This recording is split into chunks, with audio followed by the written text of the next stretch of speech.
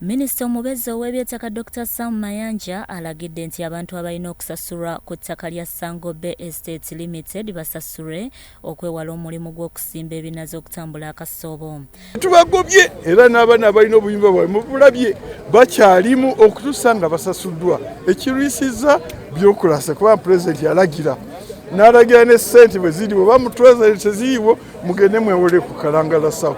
Mujja kuzizaawo nze nja kuzizaawo nga kati ekyo kyakolebwa.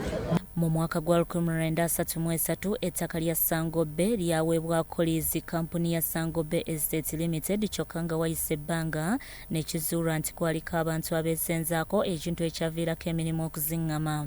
Kati olwaleero minisita omubeezi ow'eby'ettaka Dr. Sam Mayanja atuuseeko ku ttaka okulaba omulimu gw'okusimba ebinazi we gutuuse ng'era wano ayaniriziddwa RDC w'ekyotera Apollo Mugume n'abakulembeze abalala mu Kyotera disitulikiti nga bakulembeddwamu Ignatius Tumwesiga ne Rahadian Yoda balambuza minisita omulimu gw'okusimba ebinazi we gutuuse endokwa kw'ossa n'amayumba g'abantu abatannasasulwa. Pulojekiti eno erina stages 3. Okutandika kwa pulojekiti nannyini pulojekiti bwe buntu obwo bwe muraba seedlings ezo ze zikyasingayo kwegamba zikontributinga ku progress ya project katugambe ebitundu 6 ku 100. Connect to GPS directly. We can walk offline. All our supervisor, we give them the map and the application so they can know the boundary of our land. Ye ssentebe wa disitulikiti y'Ekyotera Kintu Kisekulo awakanyiza ebigambibwa nti Sango Bay kuliko ekibbattaka kyokka n'asaba abasangibwako basasulwe. Tulina endagaano ze tulina nammwe nyaga tuzituukiriza. Okutooka mwatusaba ne tukkiriza. Tukole mujja muvunulira mu gundi mu lulimi lwabwe kubanga babeere waabwe boogera olulimi lwabwe ngenda kwogera Luganda mumuvunulire. Mwatusaba tukolagane nammwe mutukolere oluguudo lwe bayita Kakuuto Minziro Gamba.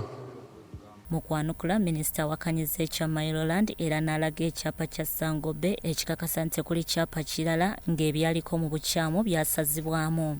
N'etambula nyumba ku nyumba n'ataaliwo nti anaabaawo nkya ne bakola appointment yamala wano emyezi nga3 n'ekuŋŋaanya bonna abaliwo ne baba ripooti yaabwe bajja ndoza bagitwala ku ggombolo awo ne bagenda abantu ne babawa opportunity nti aninze gwe baaleka ebweru bonna ne bakibeera nti yeffe bwabo beetu abaliwo.